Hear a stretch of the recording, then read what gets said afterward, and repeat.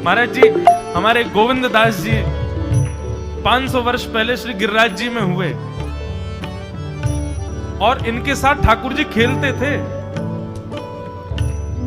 श्री गिरिराज जी मंदिर छोड़ करके आते थे। हमारे यहाँ ब्रज में आज भी नियम है कि दोपहर में 12 बजे ठाकुर जी का मंदिर बंद हो जाते हैं सब जगह। 12-1 बजे सारे मंदिर बंद हो जाएंगे वृंदावन में। ठाकुर जी सोते नहीं है, ठाकुर जी गैया चराने जाते हैं। वृंदावन में तो बनचारी है ना ठाकुर जी, इसलिए गैया चराने गए ठाकुर जी। और वही बीच का जो समय है 12 बजे से लेकर के 4-5 बजे तक का, वृंदावन में श्री कृष्ण का अनुभव 2 समय में हो सकता है, या तो 12:30-1 बजे से लेकर के 4:30 बजे तक, या फिर रात्रि 10 बजे से लेकर के सुबह 6 बजे तक। या तो पूरी रात्रि आपको श्री कृष्ण अनुग्रह करा सकते हैं, या ये दोपहर का समय जो वन चारण के लिए ठाकुर जी जाते हैं। तो गोविंद दास जी, गोविंद स्वामी जी प्रत्यक्ष में देखने में तो गवैया हैं। रोको एक लीला सुनाए फिर गाएंगे आगे का पद।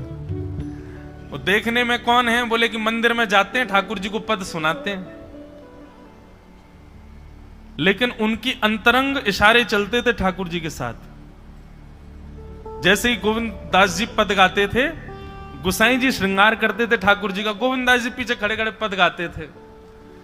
तो जैसे ही गुसाई जी श्रृंगार करते करते थोड़ा श्रृंगार लेने के लिए नेक दूर जाते, ठाकुर जी ऐसे खड़े खड़े नीचे से एक मोती उठाते, मोती उठा के ये मारते टक के गोविंद दास के सिर पे। और जैसे ही गोविंद दास के सिर पे लगती, गोविंद दास कहते माने ना दारी की तो बताऊं, रुक जा। जैसे ही वो मोती लेकर के वापस गोविंद दास मारते, तब तक गुसाई जी वापस आ जाते। और गुसाई जी के आते ही वो मोती ठाकुर जी की जगह गुसाई जी में जाके लग जाता। गुसाई जी कहते हे गोविंदा, तू ठाकुर जी को मोती मार रहा है? गोविंद दास बोले मेरो माथो देखियो, ये गुम्माटो फूल को ये आपके लाला ने मारो मोए। आपको लाला ऊधम मचावे वो ना दिखाई दे आपको, और मैं नेक कछु कह दूं सो मुंह पे चिल्ला रहे हो, मुंह पे बरस रहे हो, या समझा लो बहुत ऊधम मचावे ये। ऐसी लीला करते। गुसाई जी के नेत्रों में आंसू आ जाते। बोले गोविंदा तू कितनो भाग्यशाली, तेरे संग ठाकुर जी लीला करें। गोविंद दास के साथ ऐसी ऐसी लीला करते महाराज। एक बार ठाकुर जी गोविंद दास से बोले ए गोविंदा, बोले हाँ मेरो दाल बाटी खावे को मन हेरो है। आप लोग दाल बाटी जानते हैं? महाराष्ट्र में खाते हैं दाल बाटी हैं? राजस्थान की बढ़िया, राजस्थान हमारे ब्रज में खूब खाते हैं दाल बाटी चूरमा, जो खाए सो सूरमा। तो दाल बाटी चूरमा ठाकुर जी बोले ए गोविंदा, ऐसे ही बोलते थे, बोले मोए दाल बाटी खानी है। गोविंदास बोले 56 भोग बनते हैं रसोई में। अपरस में मुंह पे पट्टी बांध करके महाराज रसोईया बनाता है। अपरस में यमुना जी का जल आता है वहां से, वृंदावन से, उसके जल में सुंदर प्रसादी बनती है। इतने सुंदर शुद्ध भोजन को छोड़ के यूं कह रहे दाल बाटी खानी है। ठीक है मैं आज बोल दूंगा रसोई घर में बनवा देता हूं। बोले ना रसोई की ना खानी तो? बोले तेरी कदम खंडी में आऊंगा। गोविंदास जी जहां बैठ करके भजन चिंतन करते थे, मंदिर से थोड़ा दूर था, सुंदर वन था गिरिराज जी में। बोले मां आऊंगो और वहीं पे तू कंडा, वही गोबरी कंडा में बना, और कंडा में बना के तैयार कर, मैं आऊंगा वहीं खाऊंगा। गोविंदास जी बोले यहां सब लोग आपको मंदिर में पूजने आते हैं, आप यहाँ पे भगवान हो, ऐसे कहीं खाने पीने आओ। बोले कोई को पता थोड़ी चलेगी, मैं आ जाऊंगा, तू चिंता मत करे, तू सुन तैयारी कर ले, आज मैं तेरे यहां आके प्रसाद पाऊंगा। गोविंदास जी चुपचाप मंदिर से भाग गए, किसी को बताया नहीं। किसी को पता थोड़ी कि ठाकुर जी ऐसे बाहर भी चले जाते हैं, सबको लगी अंदर ही रहते हैं ये। गोविंदास जी दौड़ करके गए, बढ़िया कंडा में बढ़िया उपले उपले लगा करके महाराज बाटी बनाई, दाल चढ़ा दी, सुंदर ठाकुर जी आएंगे पाने। एक पंथ दो काज, ठाकुर जी को 2 लीलाएं एक साथ करनी थी। एक तो गोविंद दास के संग सुख लेना है, और एक झाड़ू लगाने वाला गिरिराज जी की तलहटी में झाड़ू लगाता था, उसको मंदिर में प्रवेश नहीं करने देते थे लोग। तो वो बेचारा बाहर खड़ा खड़ा ही दर्शनार्थियों से पूछता था कि ठाकुर जी दिख कैसे रहे हैं, मुझे ये बता दो। दर्शनार्थी आकर के बताते थे नीली ठाकुर जी ने बाघा पहना है, गले में मोतियों की माला है, मकराकृत कुंडल है, ऐसा टिपारा ठाकुर जी के सिर पर रखा है, और ऐसा ठाकुर जी का श्रृंगार है।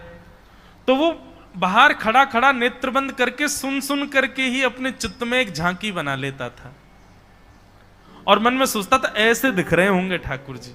पर रोज प्रार्थना करता था, नाथ मुझे लगता है इस जन्म में तो आप मुझे कभी नहीं दिखोगे, भगवान इस जन्म में तो मैं आपके योग्य नहीं हूं, पर मेरे पर बस इतनी कृपा कर दो कि अगला जन्म मुझे दीजिएगा तो कुछ नहीं तो चेंटी बना देना, तो चेंटी बन करके मैं आपके 56 भोग में ही आ जाऊंगा, भीतर आके आपका दर्शन कर लूंगा, लेकिन मुझ पर अनुग्रह कर देना।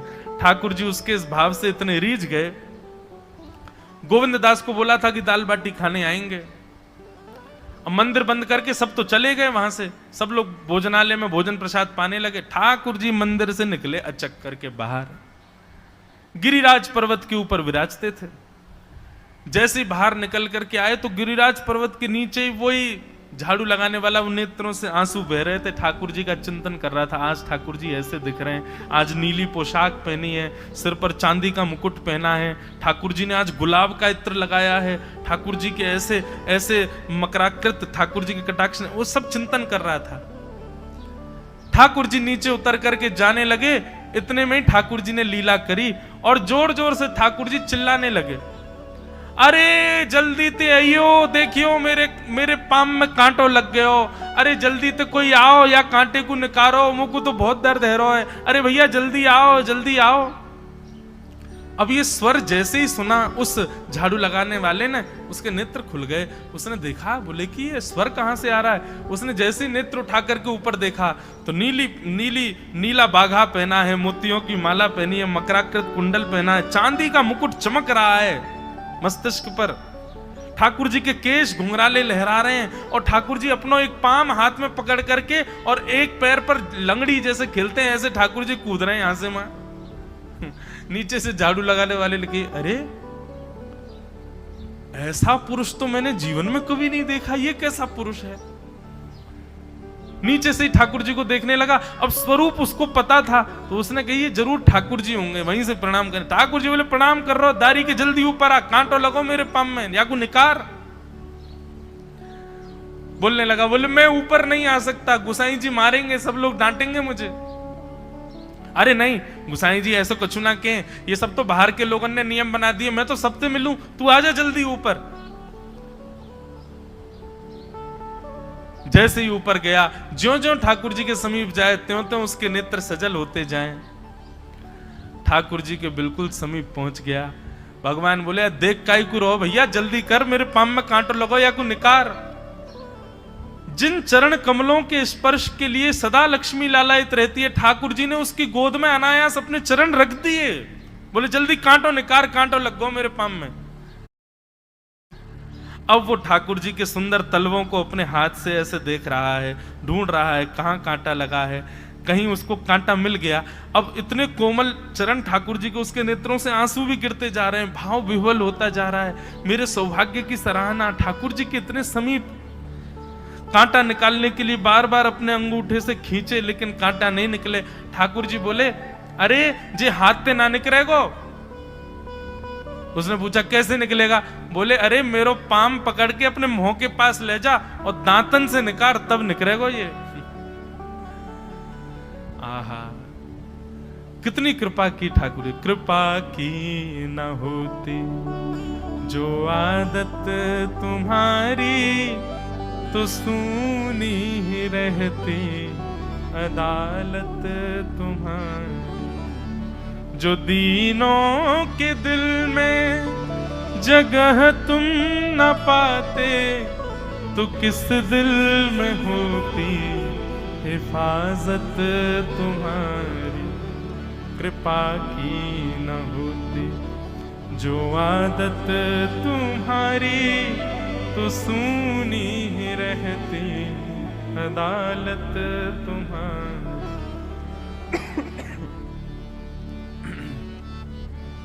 कितनी कृपा। उसने कांटा निकाला मुख से। ठाकुर जी बोले अब चल, मुंह से चलो ना जा रहा। गोविंद दास ने अपनी कदम खंडी में दाल बाटी बनाई है, मुंह ले चल वहां पे। बोला कैसे लेके चलूं? बोले तेरे कंधान पे बैठ जाऊंगा मैं। और ठाकुर जी ने अपने दोनों पांव ऐसे लटका लिए उसके यहाँ पे और सिर पकड़ करके उसके ऊपर ही बैठ गए। बोले चल ले चल मुकु। वो तो महाराज बेहोशी सी हो रही है, उसको विश्वास ही नहीं हो रहा ठाकुर जी मेरे संग इतनी बड़ी लीला कर रहे हैं। गोविंददास की कदम खंडी में पहुंचने से पहले उस बालक ने ठाकुर जी गोविंददास जी मुझे बहुत मारेंगे, अगर उनको पता चल गई मैंने आपको छू लिया है तो मुझे बहुत डांटेंगे, आप एक काम करो अब यहां से आप पैदल चले जाओ, मैं यहीं खड़ा हूं। ठाकुर जी बोले यहीं खड़ो रहियो, तेरे काजी दाल बाटी लेके आऊंगा मैं। ठाकुर जी पहुंच गए गोविंददास के पास। आहा, जो ठाकुर जी अचल दिखते हैं सबको मंदिर में, वो सचल दिखते हैं गोविंददास को। कितनी बड़ी कृपा। गोविंददास के यहाँ ठाकुर जी पहुंच गए और पहुंच करके ठाकुर जी बोले चल गोविंदा जल्दी खवा, मुझको तो बहुत जोर की भूख लगी है। गोविंददास बोले हाँ हाँ बिराजो। सुंदर व्यवस्था कर दी। ठाकुर जी बैठ गए और बैठ करके सामने पत्तल पर महाराज बाटी रखी, दाल रखी, चूरमा रखी, चटनी रखी, सब बढ़िया सुंदर सजा दी। अब ठाकुर जी पा रहे हैं, प्रेम से पाते जा रहे हैं और पाते पाते बीच में कहे और ला, और जल्दी ला, भूख लग रही है मुझको। गोविंददास बोले पहले इनको तो खाए लो। अरे ना तू जाने ना है मंदिर में मेरो भूख कैसे लगे, थाली में 2 रोटी और ये सब्जी, इनते मेरो भूख पेट थोड़ी भरे, मेरे सामने तो सबरी सामग्री धर दो, मेरो जो मन होगा मैं उठा उठा के पाते जाऊंगा। अरे गोविंदा जल्दी जल्दी लेके आ। अब गोविंददास जी पीछे मुड़ करके बढ़िया सुंदर बाटी वाटी सेके। इतने में ठाकुर जी क्या करें, एक बाटी तो खा जाएं और दूसरी बाटी उठा के अपनी जेब में धरते जाएं। वो संग आयो वाके काजी लेके जानी है। अब तुम्हारा ठाकुर जी खाते जाएं भरते जाएं, खाते जाएं भरते जाएं। गोविंददास बोलो ठाकुर जी ये तो मैं मानूं कि आपकी खुराक बहुत है, पर इतनी ज्यादा है ये मुझको विश्वास नहीं है रो है। क्यों हैं 56 बाटी खा गए हो अब तक आप?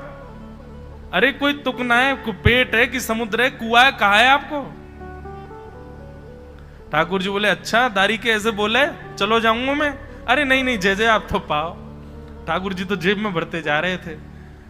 अब ठाकुर जी का पेट भर गया। ठाकुर जी बोले चल भैया गोविंदा अब पेट भर गयो, नेक देर हम एक पेड़ के नीचे बैठ के नेक सुस्ताए लें, फिर बाकी बाद मंदिर में जाएंगे, 4 बजे मंदिर खुल जाएगा दर्शन देने। जैसे ही ठाकुर जी खड़े भये महाराज, सोई उनकी पीतांबरी फैल गई। पीतांबरी फैली। गोविंदास बोले जय ये बाटी खाए के आप इतनी जल्दी मोटे कैसे है गए? ये पेट आपको है तो सही, लेकिन ये इतना चौड़ो कैसे है गो? और पेट कोई खावे तो वो आगे की तरफ निकल रही है, ये कोने में कैसे निकल रहा है? ये दोनों तरफ पेट बाहर कैसे आ रहा है आपको? ठाकुर जी बोले ना कछु ना कछु, नहीं दिखाओ। अब तो महाराज गोविंददास ने पकड़ के जैसे ही पकड़े तो अंदर से बाटी निकल आई। जे बाटी कौन के काजे भर के ले जा रहे हो? सही बताइयो लाला, कौन के काजे? कोई और सखा बना लियो तुमने मेरे अलावा? गोविंददास जी बाहर गए। बाहर जाकर के देखा तो एक वृक्ष के पीछे वो झाड़ू लगाने वाला बैठा था। अच्छा तो अब जे आपको सखा बन गए, जे आपको मित्र है गयो, या के काजे बाटी भर के ला रहे हो? ठाकुर जी कहे अच्छा अरे भैया ठीक है, अब तू सबंत कह मत दियो कि मैं या के संग आयो, या के संग खेलूं। अरे बेचारो बड़ो प्रेम करे मोते, ये भूखो बेचारो, मैंने सोची या के काजे बाटी ले चलूं। गोविंददास जी के चित्त में एक क्षण के लिए तो ये भाव आ रहा है कि ठाकुर जी कितने प्रेमी हैं, लेकिन बाहर से कैसा दिखा रहे हैं? बोले स्वयं ने इतने सारे ग्रंथ निर्माण करा दिए, 4 वेद लिखवा दिए, उन पुराणों में शुद्धि, पवित्रता, अपरसता सबके इतने नियम बना दिए, और खुद क्या कर रहे हो? हैं? कोई के सिर पर बैठ के घूम रहे हो, कहीं जा रहे हो, कछु भी खा रहे हो? ठाकुर जी बोले अब ये सब नियम तो मानवन के लिए है ना, हम तो जय हैं, हम थोड़ी करेंगे इन नियमन को। बोले चुपचाप चलो और आचमन करो, शुद्धि करो, तब जाइयो मंदिर में। वहीं गोविंद कुंड के पास में गोविंददास जी ने जबरदस्ती ठाकुर जी बैठा दिए। बोले हाथ में जल लो। ठाकुर जी जल लेकर के बैठे। बोले अब करो अपवित्र पवित्रो वा सर्वावस्थांगतो पिवा। ठाकुर जी आचमन कर रहे हैं, अपनी पवित्र कर रहे हैं ऊपर से लेकर नीचे तक। इतने में ही गोविंददास बोलते बोलते पीछे के गए और ठाकुर जी की पीठ पे जाकर के एक धक्का दियो महाराज, पूरे ठाकुर जी डुबा दिए कुंड में। ठाकुर जी पूरे ऊपर से नीचे तक भीज गए। ठाकुर जी बोले दारी के तेरी शिकायत करूंगो, गुसाई जी तो कहूंगो तू ऐसे करे मेरे संग। गोविंददास बोले मैं बता दूंगा तुम कौन कौन के कंधान पे चढ़ के घूमो। आप मंदिर के लिए इतना नियम बना रखो है, नहा के आओ, धो के आओ, हाथ पांव खासा करके आओ, और कुछ अपवित्र वस्तु मत छीलेना, अपरस में रहना, गीला वस्त्र तन पे होना चाहिए। आपकी सेवा के लिए इतने नियम, और खुद क्या कर रहे हो? ऐसे गोविंद दास वो कह रहे हैं, यद्यपि रूप गुण शील सुधरता, इन बातन नारी झई है, प्रीतम प्रीत ही सौंपे। राधे राधे प्रिय साथियों, एक समय की बात है जब श्री गोविंद दास जी ठाकुर जी के साथ गहरे प्रेम और भक्ति में डूबे रहते थे। वे ठाकुर जी के संग हर पल बिताने के लिए तत्पर रहते थे, चाहे वह मंदिर में हो या बाहर। एक दिन ठाकुर जी ने गोविंद दास जी से एक सरल सी इच्छा व्यक्त की, गोविंदा मुझे दाल बाटी खानी है। लेकिन जब गोविंद दास जी ने उन्हें मंदिर के शुद्ध प्रसाद की बात की, ठाकुर जी ने कहा, मुझे तो उसी कंडे पर तैयार दाल बाटी चाहिए जहां तुम साधारण रूप से भजन करते हो। गोविंद दास जी को यह आश्चर्यजनक लगा, लेकिन उन्होंने पूरी श्रद्धा से ठाकुर जी की इच्छा पूरी की। वह सचमुच अपने हृदय में उनके प्रेम को महसूस कर रहे थे। ठाकुर जी की लीला यही समाप्त नहीं हुई। उन्होंने गोविंद दास जी को यह सिखाया कि भक्ति और प्रेम का कोई विशेष स्थान या शुद्धता नहीं होती, यह तो मन के भावों की शुद्धता है। ठाकुर जी खुद भक्ति के साधारण रूप को अपनाकर यह दिखाते हैं कि आंतरिक शुद्धता और प्रेम की कोई सीमा नहीं होती। सच्ची भक्ति तो उस परम प्रेम से जुड़ी होती है जो हर पल हमें ठाकुर जी के साथ जोड़ता है। ठाकुर जी ने यह भी सिखाया कि हर कर्म, हर भावना और हर आचरण में परमात्मा का प्रेम देखने का तरीका ढूंढना चाहिए। हमारे जीवन में भी यही सीख है कि भक्ति का असली रूप हमारी आंतरिक भावना और प्रेम से ही प्रकट होता है, न कि बाहरी नियमों और शुद्धताओं से। अगर हम अपने दिल में भगवान का प्रेम समर्पित कर दें तो वह हर कर्म को पवित्र बना देता है। राधे राधे।